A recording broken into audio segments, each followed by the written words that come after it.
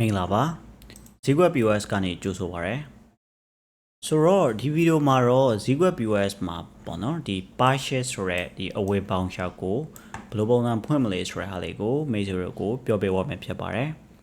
Okay အဲ့တော့ purchase ပေါင်ရှာကိုဖွင့်ဖို့ကျွန်တော်တို့ login ဝင်ကြရအောင်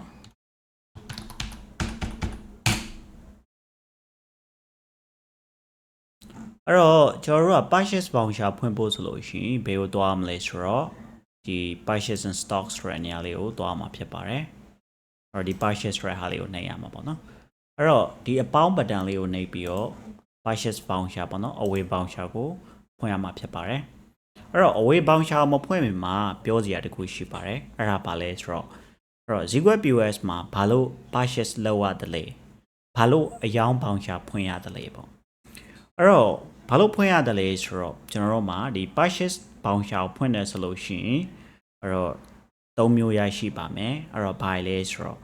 purchase voucher ဖွင့်ပြီးတော့ stocks တွေကို in လို့ရတယ်ဗျာပြောချင်တာကကျွန်တော်တို့မှာ item 5ခုရှိတယ်အဲ့တော့ item 5ခုဆိုလို့ရှိရင်အခုကတော့ stock ကိုစီရှိကြတယ်ပေါ့နော်ဒါ manually stock in ထားလို့ရှိရဟာလေးပေါ့ရလာတဲ့ဟာလေးပေါ့အဲ့တော့ manually stock ထည့်လို့ရတယ်လို့အဲ့တော့ purchase လုပ်ပြီးတော့လေ stock ထည့်လို့ရတယ်အဲ့တော့ဒါကတော့တစ်ခုပေါ့လေအဲ့တော့ stock in လို့ဖြစ်သွားတယ် purchase လုပ်တယ်ဆိုလို့ရှိရင်နောက်တစ်ခုကကျွန်တော်တို့က purchase လုပ်တယ်ဆိုတာဘယ်နေ့မှာပေါ့နော်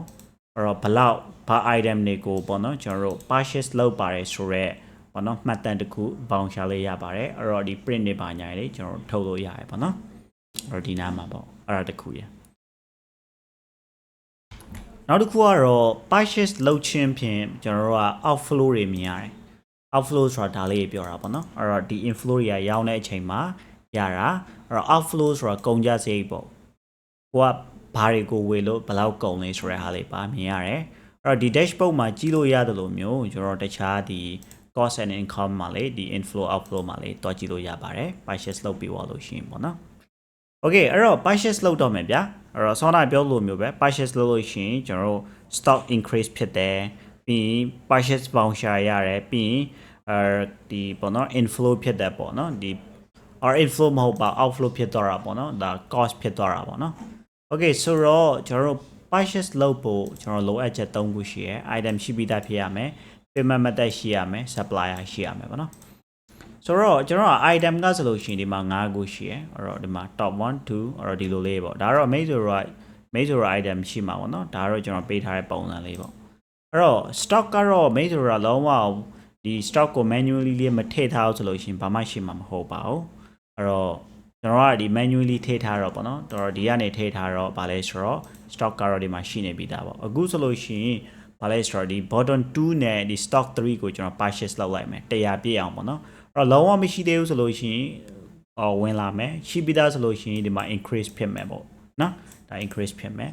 အဲ့တော့ bottom 2ကိုကျွန်တော်ဒါဝယ်မယ်3ခုဝယ်မယ်အဲ့တော့ top 3ကိုကျတော့4ခုဝယ်မယ်အဲ့တော့100စီဖြစ်သွားမှာပေါ့နော်အဲ့တော့ purchase တော့လုပ်မယ်ဆိုလို့ရှိရင် purchase လုပ်ဖို့ဒီ annual လေးကိုနှိပ်မယ်အဲ့တော့ purchase လုပ်တဲ့နေရာမှာကျွန်တော်ဒီနားလေးမှာထည့်ရမှာပေါ့နော်အဲ့တော့ additional cost ဟာလေးပါရှိပါတယ်အဲ့ဒါလေးတော့ကျွန်တော်မပြောသေးပါဘူးOkay အဲ့တော့ purchase လုပ်တယ်ဆိုတာဒီ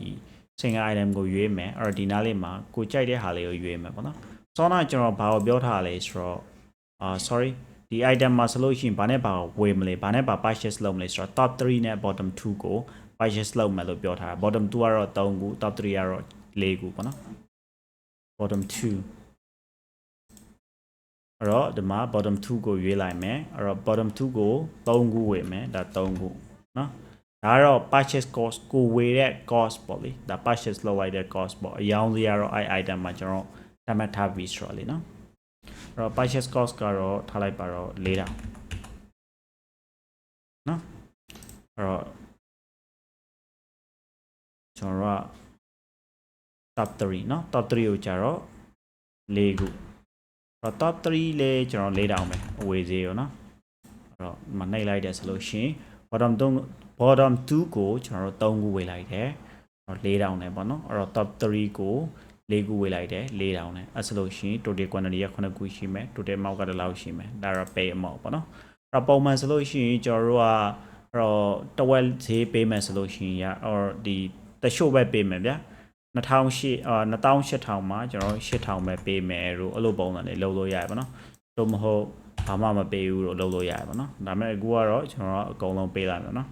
2000နဲ့8000 additional cost ဆိုတာတချို့ကိုကဒီ purchase လုပ်တဲ့အချိန်မှာကားတို့ဒီထားလိုက်ပါတော့တခုခု site use ပေါ့ဗျာတခုခုခြေတောက်တာတော့ဘာလို့ညာတော့ mouse တို့ထည့်လို့ရတဲ့နေရာလေးပေါ့နော်အဲ့တော့ဒါကတော့ payment method အဲ့တော့ကိုကဘာနဲ့ pay ကြည့်လေ cash နဲ့ pay ကြည့်လား K pay လား web pay လားကြိုက်တယ်ထည့်လို့ရပါတယ်ဒါတော့ supplier ပေါ့နော်ကျွန်တော်တို့ supplier တယောက်ပဲဖန်တီးတာတော့ဒီမှာတယောက်ပဲရွေးစရာရှိတာပေါ့နော်ဒီနားလေးမှာပြင်ကျင်တယ်ဆိုလို့ရှိရင်ကျွန်တော်ဒါလေးနှိပ်ပြီးပြင်လို့ရပါတယ်အဲ့တော့ quantity ရေးဘာညာပြင်ကျင်တယ်ဆိုလို့ရှိရင်လေရရနော်ပြီး update နှိပ်ဖို့တော့လိုရပေါ့အဲ့တော့ save လုပ်လိုက်မယ် save လုပ်လိုက်တော့ဒီမှာ voucher တစ်ခုရတယ်အဲ့တော့အဲ့ voucher ကိုအသေးစိတ်ကြည့်ချင်တယ်ဆိုလို့ရှိရင်ဒီလေးကိုဝင်ကြည့်လိုက်ပါအဲ့ဆိုလို့ရှိရင်ဘယ်နေ့ date မှာပေါ့နော်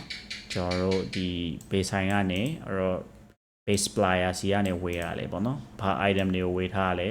quantity ဘယ်လောက်လဲ price ဘယ်လောက်လဲ total ကဘယ်လောက်လဲအကုန်လုံးပေါင်းဘယ်လောက်လဲအဲ့ဒါတွေအစားအကုန်လုံးကျွန်တော်တို့မြင်ရတယ်ပေါ့နော်အဲ့တော့ print တွေပါညာထုတ်လို့ရတယ်ပေါ့နော်ဒီနားလေးမှာအဲ့တော့ဒါတော့ purchase voucher ရတယ်ပေါ့နော်အဲ့နာမှာဒီနောက်တစ်ခုကဘာလဲဆိုတော့ stock တွေကျွန်တော်မြင်ရတယ်အဲ့တော့ bottom 2ကဆိုလို့ရှိရင်အခုတည်းရဖြစ်သွားပြီဆောနာဆိုလို့ရှိရင်69ဒီမှာ96အခုဆိုလို့ရှိရင်လေဒါလေးအခုတည်းရဖြစ်သွားတယ်နောက်တစ်ခုကဘာလဲဆိုတော့ဒီမှာ dashboard မှာတွားကြည့်တဲ့အချိန်မှာ outflow လေးကတိုးလာတယ်ဆောနာ1000ပဲရှိရယ်အခု2800 add လိုက်တော့ကျွန်တော်တို့ဘာလဲဆိုတော့3800ဖြစ်သွားတယ်အဲ့တော့ဒါလေးကတော့ဘာလဲဆိုတော့ purchase ကိုအယောင်ပေါင်းရှာဘယ်လိုပုံစံဖွင့်မလဲဆိုတဲ့ဟာလေးကိုပြောပြသွားတာဖြစ်ပါတယ်အားလုံးစီယူပါ